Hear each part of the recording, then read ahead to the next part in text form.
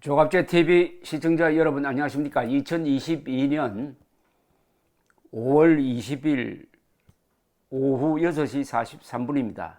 조 바이든 미국 대통령이 대통령 전용기 편으로 오늘 오후 5시 22분쯤 오산에 있는 미 공군기지에 도착을 했습니다. 박진 외교부 장관이 직접 오산기지를 가서 맞이했습니다.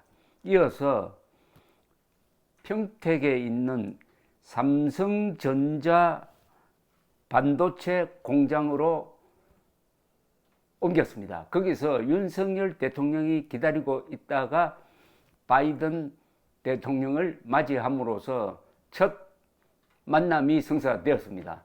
윤석열 대통령 취임 불과 10일이 지나서 그것도 미국 대통령이 찾아와서 만나는 아주 모양이 근사한 만남이 이루어졌습니다.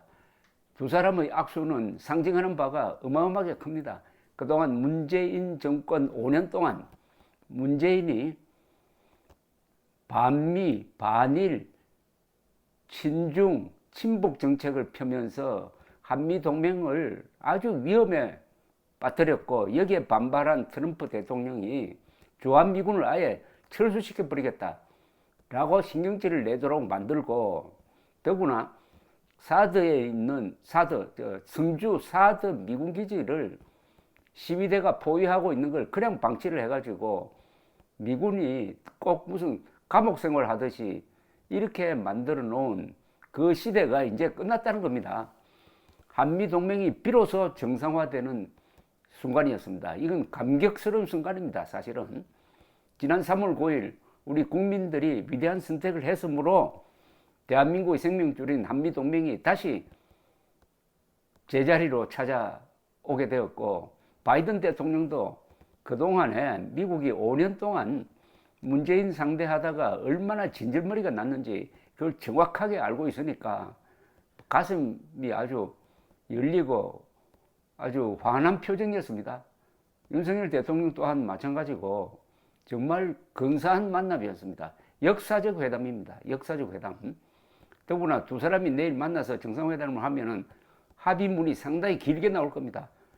이번에는 구체적 합의가 있을 겁니다. 그동안에 문재인, 트럼프 두 사람이 만나서 내놓는 합의문이란 게 이게 요리조리 피하고 실적은 별로 없고, 있다면은 한국에 불리한 것만 나왔는데, 이제는 정말 군사 부분뿐만 아니라 기술 협력 다방면에 아주 근사한 합의문이 내일 나올 것으로 보입니다. 바이든 대통령은 삼성전자 평택 반도체 공장을 구경을 했는데 이재용 삼성전자 부회장이 직접 수행을 했습니다. 그리고 내일은 국립현충원에 헌화를 하고 국방부 건물에 이제 우리 대통령실이 들어가 있습니다. 거기서 정상회담을 하게 됩니다. 그리고 오후에는 오산에 있는 한국 공군의 작전사령부 항공우주작전본부를 방문한다고 합니다. 이 작전본부는 한반도 주변의 공역, 하늘을 지금 감시하는 데인데, 특히 북한이 미사일 발사 실험을 하지 않을까, 또는 풍계리에서 핵실험을 하지 않을까, 지금 세계가 신경이 곤두서 있는데 바로 그 지역을 감시하는 항공우주작전본부를 방문하는데 미국 대통령으로서는 처음이라고 합니다. 지금 두 나라 정상이 아마 합의할 것으로 보이는 게 이 리스트가 길어요.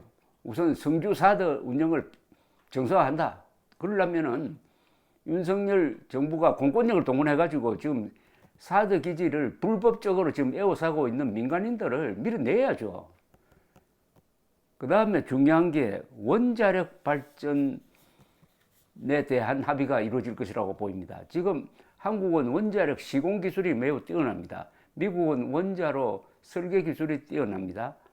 그래서 해외 원전 시장에 공동 진출하는 그런 어떻게 보면은 전략적 일종의 원전 동맹인데 원전 동맹을 선언할 것이다. 특히 차세대 원전인 혁신형 소형 모듈 원자로를 공동 개발한다는 선언이 있을 것으로 기대가 됩니다. 우크라이나에 대한 지원도 논의가 될 겁니다. 우리가 무기를 못 대주면은 아마 무기 좀 대줘야 되는 것 아니냐 하는 이야기를 바이든 대통령이 할 가능성이 있고, 거기에 대해서 윤석열 대통령은 사실상 적극적으로 응해야 되죠.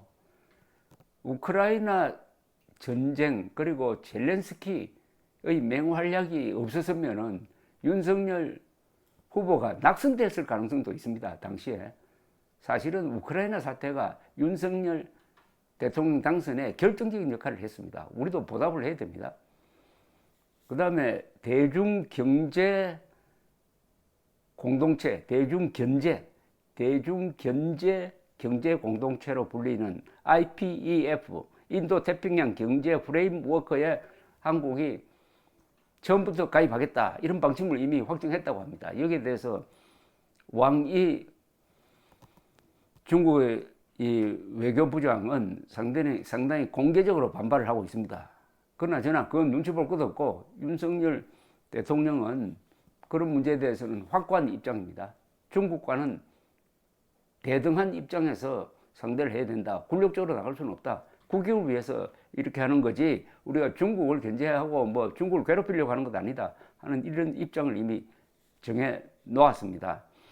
또 북한의 핵미사일에 대한 대응, 또는 북한의 코로나 사태에 대한 어떤 합의 또는 같은 방향의 노력, 이런 게 나오지 않을까 생각됩니다.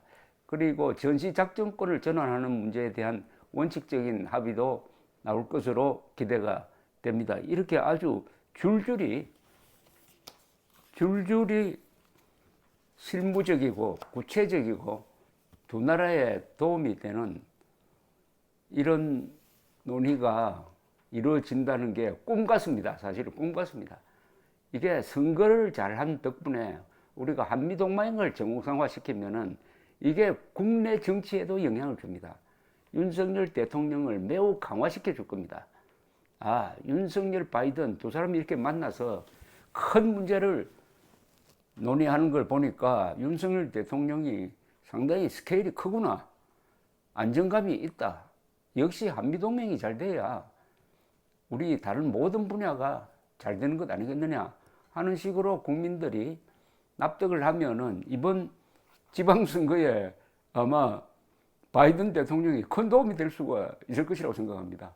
그건 어떻게 보면 2018년 지방선거 하루 전에 싱가포르에서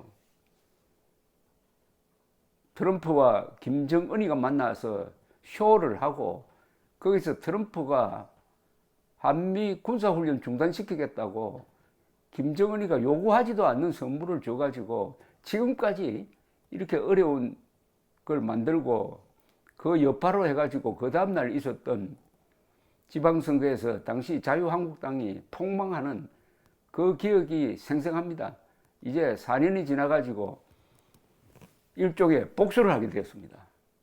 세상은 돌고 돕니다. 감사합니다.